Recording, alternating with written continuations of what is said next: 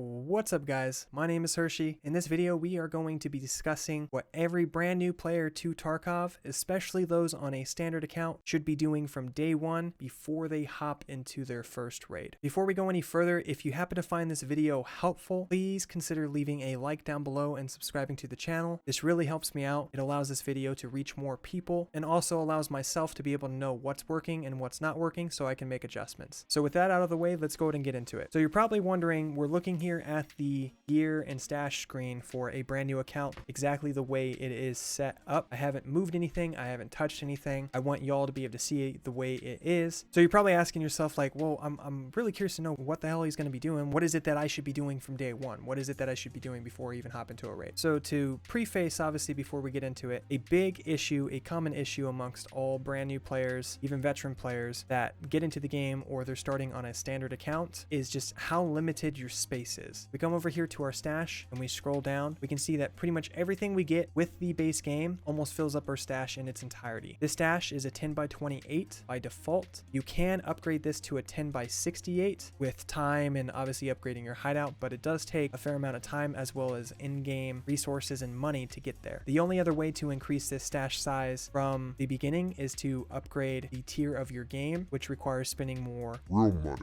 Most new people getting into the game, Tarkov is hard enough. They don't really want to spend over $100 on a game they don't even know if they're going to keep playing. Since Tarkov is not your normal shooter, a lot of new players don't really know how to fully utilize all of these things in their stash. There's going to be a lot of things that end up getting wasted, completely lost, or even possibly like deleted or destroyed. With that being said, we're going to completely remove that from the equation. How do we do that? The way we do that is by selling all of these items from your stash from day one. Well, you're probably asking yourself like, hold on, you're going to leave me with nothing? What am I going to go into raid with? Once we get rid of everything, I will give you a solution. Just be patient. We're going to get there. So the big reason why we want to get rid of all this stuff is I see it time and time again. It happened when I was a brand new player. It happened when my brother was a brand new player. It happened when his coworker was a brand new player. You hop into Tarkov, you equip your guy just like this, how they kind of set him up from the get-go. You go into your first raid, you maybe get a couple shots off, die to another player. You maybe don't even get a shot off and die to a scav. You spend 40 minutes into a raid, you still manage to have all these items, you have a full backpack of items that are brand new to you, and then you end up going missing in action because you don't know where the extracts are. So by not taking advantage of selling these items from the get-go, not only are you throwing away money, but you're also limiting yourself when you find new items. It doesn't take very long to be able to fill up this empty space down here if you hold on to everything. The other big reason why we want to sell all these items from the very beginning is so that we can build up our pool of money. This isn't just about getting rid of all these items so that we have more space in our inventory, more space in our stash. It's also about saving up as much money as we can to buy one specific item that's going to help you increase your stash space exponentially. Anybody that's a veteran knows exactly what I'm talking about. That item is the Lucky Scav Junk Box. The Lucky Scav Junk Box is going to end up costing you 1.1 million rubles. Seems a little expensive, seems a little costly, but once you sell all of your items in your stash from the beginning, you'll pretty much be there. Why is this box so important? Well, the Lucky Scav Junk Box is a container that has 196 extra cells in it. The Lucky Scav Junk Box will hold pretty much all of your barter items. It will hold some currencies. It'll also even hold some other items that are important to crafting and questing. So we're going to get into this, and like I said, we're going to pretty much sell all of these items. Please, please, please do your best to not get too worried about getting rid of all these items. Like I said, more than likely, you wouldn't be able to get the full potential out of them, and all of these items are replaceable. It's not like any of these are unique or special in any way that you cannot get them again. So the best way to maximize how much money we're going to make is selling specific items to specific traders, as well as dismantling our items and unloading our magazines to maximize how much money we're making. I'll give you a quick example of what I'm talking about right here with this magazine. As you can see, the magazines that are already filled with 30 rounds of M855, it would only sell for 1188 rubles. If we unload those 30 rounds and sell the magazine and rounds separately, we almost triple how much money we're making. So let's go back real quick and I can give a quick rundown. I do have a more in-depth video on a selling guide, who you should be selling to and what items you should be selling them, but for now we're just going to do a quick run through of it. Anything that's pretty much armor or equipment is going to be sold to Ragman. Anything that is ammunitions, magazines, weapons is going to be sold to Mechanic. Grenades can be sold to Proper. All of our barter items and food and medical items will be sold to Therapist.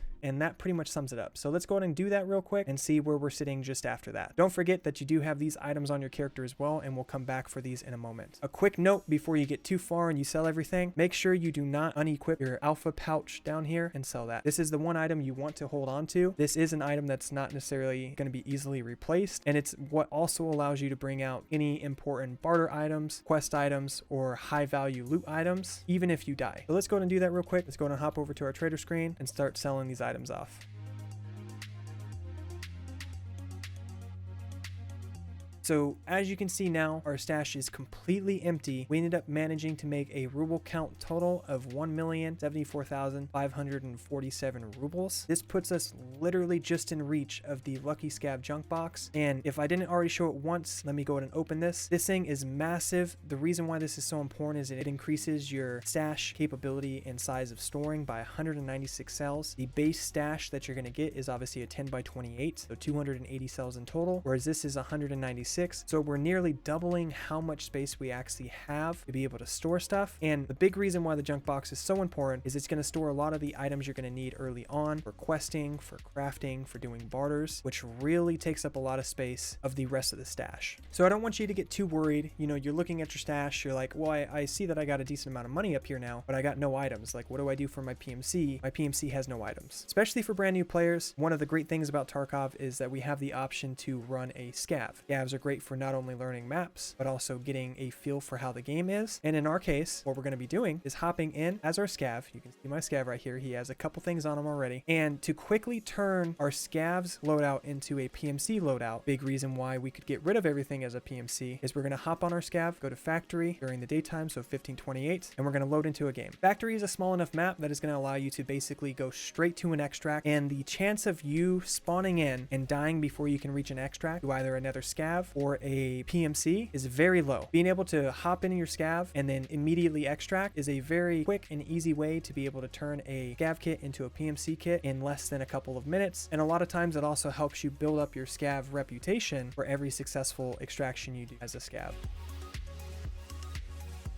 How's it going?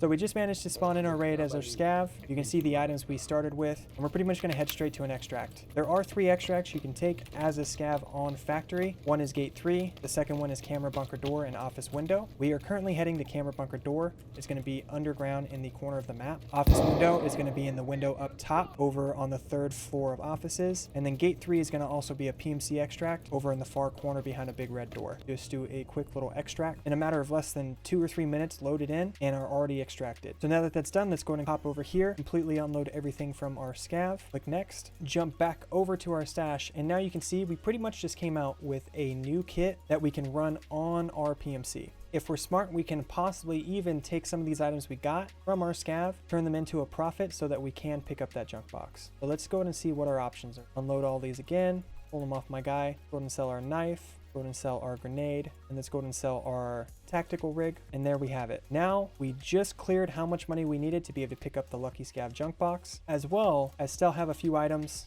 we can go ahead and take into raid with us. So everybody's scav is going to be slightly different, but by following this method, you should have no problem picking up a scav junk box at level 1 and also still managing to hopefully have at least a weapon you can go into a raid with as your PMC. Everything else will come with time. All of the gear, all of the items that you can end up picking up will come with time. The big thing is obviously trying to make sure that you have space for those items you're going to get as your PMC. Anyways, that's going to wrap it up for this video, guys. I really hope that this helped you if you're a brand new player to the game, if you're on a standard account. If it did, please, again, make sure to hit that like button down below. Consider subscribing to the channel and checking out some of the other videos on the channel. I do have a really good beginner's guide for jumping in from literally start to finish. I'll go ahead and link that above. And without further ado, I hope to see you guys in the next one.